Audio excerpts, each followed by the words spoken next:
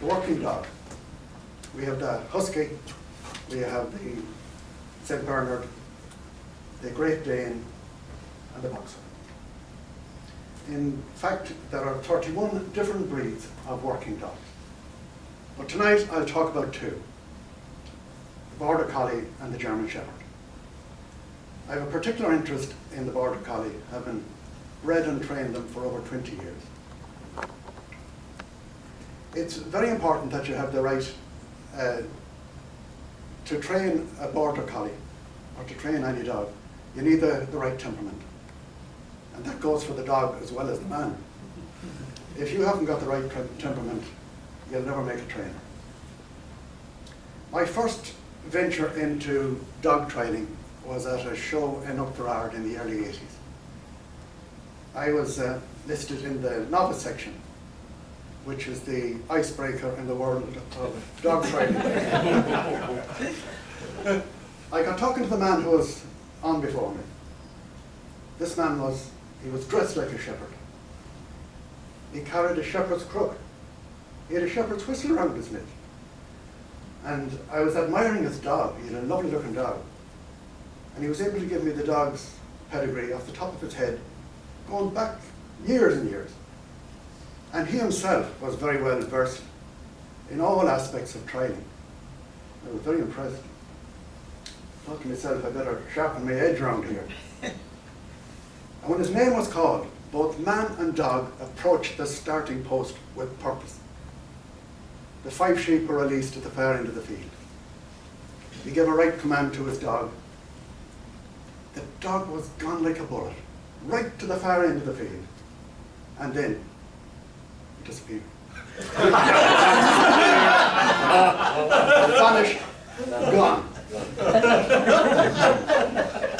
Now you could hear that man here whistling and calling. And I think he forgot the dog's name, because the names he was calling, I can't. My brother, he's 10 years older than I am. He had a great way with dogs. He could get a dog to do practically anything. He joined the Guards, passing out in the depot in the Phoenix Park in 1959, along with the first batch of vanguard. In 1962, the first dog unit was established. And it came as no surprise to me when he joined that unit. And he retired as sergeant in charge. So he has some great dog stories to tell. Where he lived in Dublin at the time, the houses were on one side of the road. The other side of the road was a blackthorn hedge. And inside that hedge was a 20-acre field. And when he'd arrive home at night with a van, he had a German Shepherd. He would let them through a little gap in the hedge to run around the field, get a bit of exercise before he put him into the kennel. I'm sure, I have no doubt, the dog looked forward to that. This particular night, the dog was more interested in a car outside his neighbour's house than in his usual run. He just couldn't get him away from it.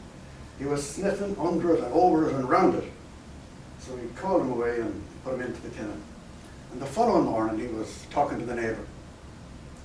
And he wanted to know who owned the car outside your house last night. Oh, he said, that's my brother-in-law's. He bought it at the car sales. It used to be a patrol car. While he was in the unit, they used to send him away on refresher courses. And sometimes it meant being out of the state. On this occasion, there was a huge international gathering of police dog handlers in Budapest. And he and another dog handler were picked to represent Ireland. And the Irish and the English couldn't bring their dogs because of the question of quarantine. All the other police forces had their dogs. The whole thing went on for a full week.